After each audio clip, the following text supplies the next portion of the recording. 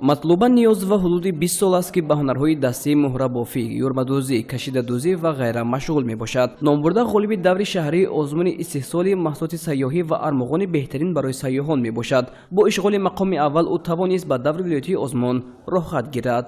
زیاده از 20 سال است که با این هنرهای خویش، با هنرهای مهره‌دوزی، طراحی، یرمه‌دوزی، کشیده‌دوزی مشغول می‌باشم و علاوه بر این باز هنرهایی که من از نو اختراع کردم خودآموز هستم. این هنری زرگری می‌باشد که چقدر که در اینجا دیده ایستادید هنرهای خود را به نمایش گذاشتیم. اگر همین هنرهای یاگانی ما بسیارتر در آزمون‌ها، در چاره‌بینی‌ها بسیارتر شد، توجهی جوانان به این هنر بسیار می‌گردند، زیاد می‌گردند.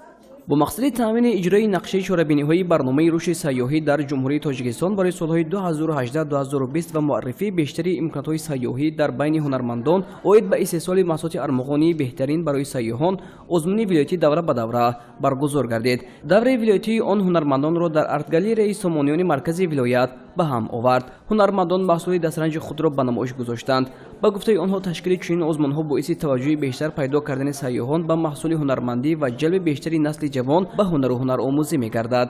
мақсади асосии ин чорабинӣ рушди ҳунарҳои мардумӣ мебошад ки бо ин озмунҳо барои ҳар як ҳунармандон як илҳоми нав, илҳоми тоза мебахшад ва дар ҳамин озмун албатта ҳамаи ҳунармандон аз якдигар таҷрибае меомӯзанд, аз кори якдигар илҳоми бисёре мегиранд. ҳар як озмуне ки мегузарад, ҳар як намоишномае ки мегузарад, ин имтиҳон барои ҳар як ҳунарманд мебошад ки вай барои худ як илҳоми наве пайдо мекунад, боварие пайдо мекунад барои ҳунари худ ва аз тамошои ин ҳунари онҳо албатта мардум баҳра мегиранд.